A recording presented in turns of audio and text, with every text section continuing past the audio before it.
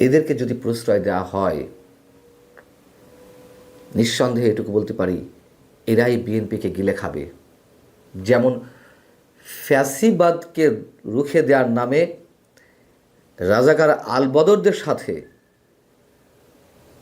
ঐক্য করা হয়, এবং সেই ঐক্যের জায়গা থেকে আমরা দেখছিলাম কিভাবে একটি বিশেষ শক্তি বিএনপিকে গিলে খাওয়ার চেষ্টা করছিল। আসসালামু আলাইকুম। ডক্টর ইউনূস সরকার গত 18 মাস পুরো জাতিকে যে একটা শ্বাসরুদ্ধকর অবস্থায় রেখেছিল, এই ব্যক্তি বিদায় নেওয়ার আগ মুহূর্ত পর্যন্ত স্বাধীনতা বিরোধী শক্তির, মুক্তিযুদ্ধ বিরোধী শক্তির আস্ফালন আমাদেরকে দেখতে হচ্ছে এখনও পর্যন্ত। আপনারা হয়তো অনেকেই জেনেছেন যে রোববারও বঙ্গবন্ধুর স্মৃতির উদ্দেশ্যে শ্রদ্ধা জানাতে গিয়ে ধানমন্ডির 32 নম্বর থেকে 2 জনকে আটক করা হয়েছে।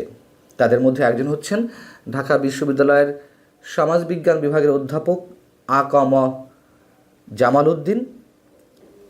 আরও একজন রয়েছেন, তিনি কুমিল্লা থেকে এসেছিলেন, একজন নারী, তিনিও শ্রদ্ধা জানাতে এসেছিলেন।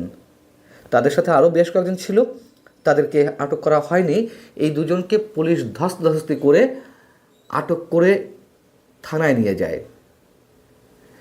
নির্বাচনোত্তর বাংলাদেশে মানুষের বিশ্বাস জন্মেছে যে ডক্টর ইউনূস সরকারের মবের রাজত্ব শেষ। খুব স্বাভাবিকভাবেই মানুষ মনে করতে শুরু করেছিল যে এখন থেকে সম্ভবত মুক্তিযুদ্ধের কথা বুক ফুলিয়ে বলা যাবে।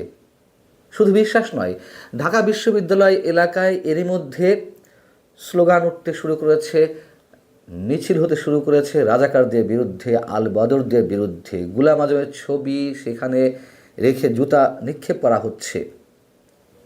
এবং এটাও তো বাস্তবতা যে নির্বাচনে সংখ্যাগরিষ্ঠতা পাওয়ার সঙ্গে সঙ্গে সেই দলের অধীনেই মোটামুটি প্রশাসন চলে যায়। তারেক রহমানও তো নির্বাচনী প্রচারণা কিংবা তারও আগে থেকেই দেশে ফেরার পর থেকে তিনি বলে আসছেন যে 71 হচ্ছে আমাদের ভিত্তি, মুক্তিযুদ্ধকে বাদ দিলে বাংলাদেশের অস্তিত্ব থাকে না, আর বঙ্গবন্ধুর নাম বাদ দিলে মুক্তিযুদ্ধের অস্তিত্ব থাকে না, সেটিও তো একটি প্রশ্ন। সেই বঙ্গবন্ধুর স্মৃতি উদ্দেশ্যে মানুষ এখনও শ্রদ্ধা জানাতে পারবে না, বঙ্গবন্ধুর নাম উচ্চারণ করতে পারবে না।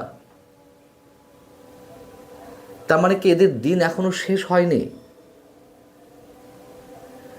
কারা এখনও উৎপীড়িত আছে?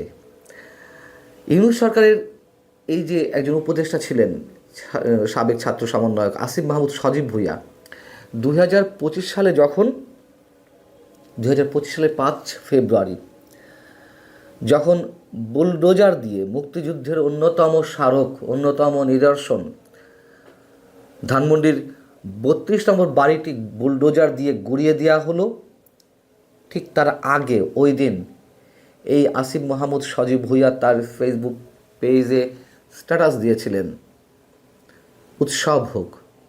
তার মানে তার আগে থেকেই ঘোষণা দেওয়া ছিল যে ওই দিন বঙ্গবন্ধুর বাড়ি গুড়িয়ে দেওয়া হবে।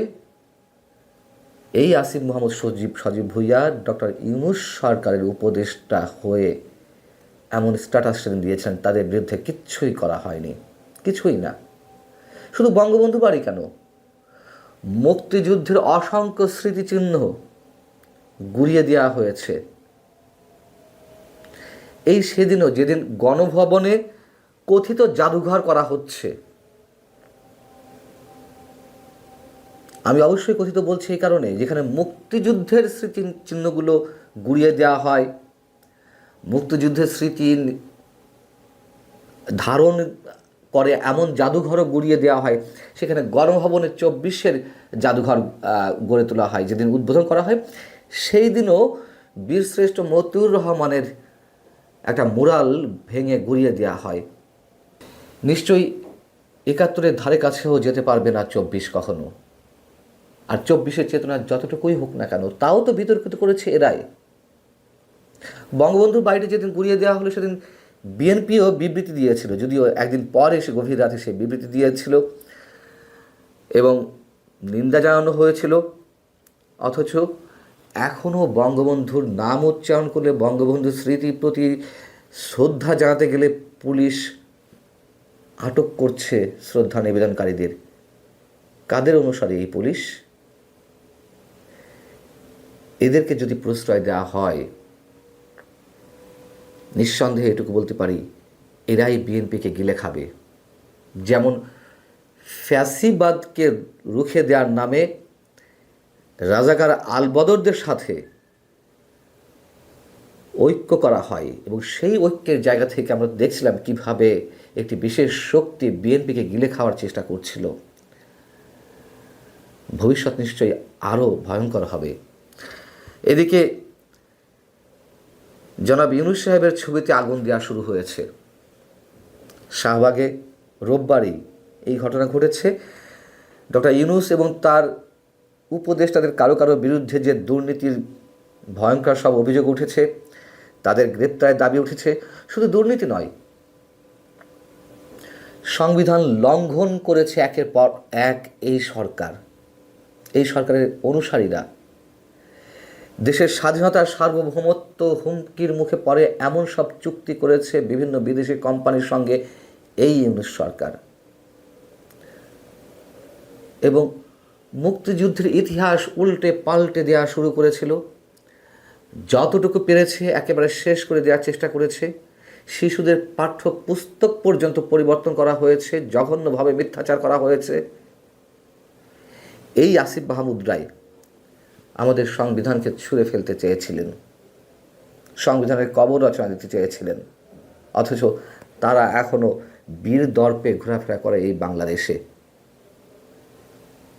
অনেকে বলছেন যে শুধু দুর্নীতির বিরুদ্ধে মামলায় নয়, এদের বিরুদ্ধে রাষ্ট্রদ্রোহিতার মামলা করতে হবে। বিএনপি নতুন দিনের সূচনার অঙ্গীকার করে এই নির্বাচনেতে সংখ্যাগরিষ্ঠতা পেয়েছে, 2/3 সংখ্যাগরিষ্ঠতা। অবশ্যই তাদের দিকে মানুষ তাকিয়ে আছে। এদেরকে নিশ্চয়ই ছাড় দিলে বিএনপি আবারও ভুল করবে, আবারও। ভালো থাকুন সবাই। আল্লাহ হাফিজ।